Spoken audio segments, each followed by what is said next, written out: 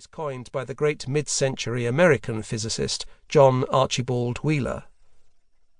If these insights come as a surprise, it's no wonder, because physics, as practiced by everyday working physicists, ignored what Planck, Wheeler, and a host of other illustrious names were claiming.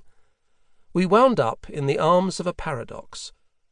Every physicist accepts that quantum mechanics is the most successful scientific theory of all time, and quantum theory effectively demolished the common-sense notion that solid physical objects exist as tangible things. Their thingness vanishes once you enter the quantum domain, where all of reality can be reduced to ripples in the quantum field.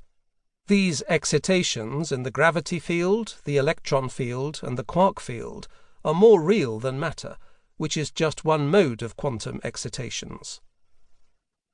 The paradox arises from the same physicists who refuse to believe that consciousness interacts with the quantum field, shaping and governing its excitations.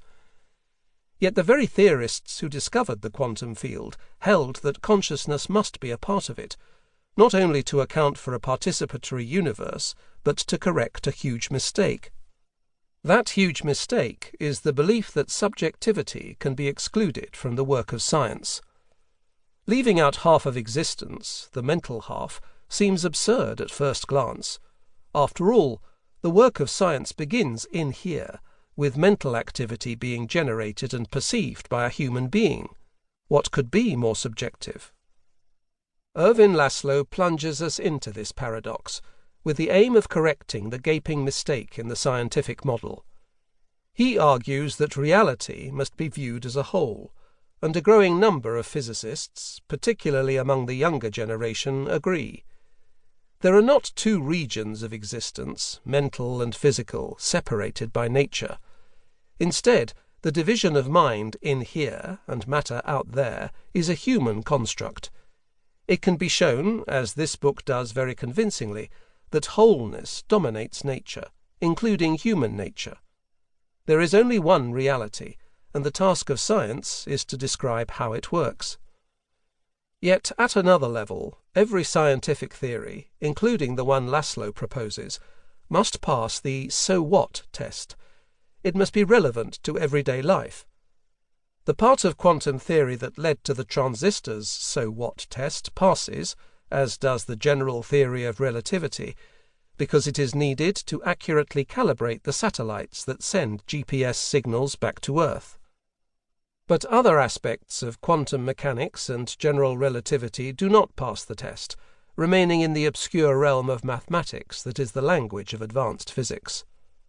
No less a figure than Stephen Hawking came to the conclusion, near the end of his life, that theories in physics may no longer match reality, having journeyed into a realm of abstraction that will never be validated by physical evidence. The prospect of a universe alienated from human experience disturbed Hawking, and it disturbs Laszlo even more. The radical claims of Planck on behalf of consciousness would make the universe more human, as would Wheeler's notion of a participatory universe. The opposite is true of models that depend entirely on advanced mathematics, which would totally divorce human experience from physics, except for the rational mind that can comprehend advanced mathematics. In Laszlo's view, the only way to heal this rupture is to change our paradigm of reality, accepting that wholeness is the starting point for reality.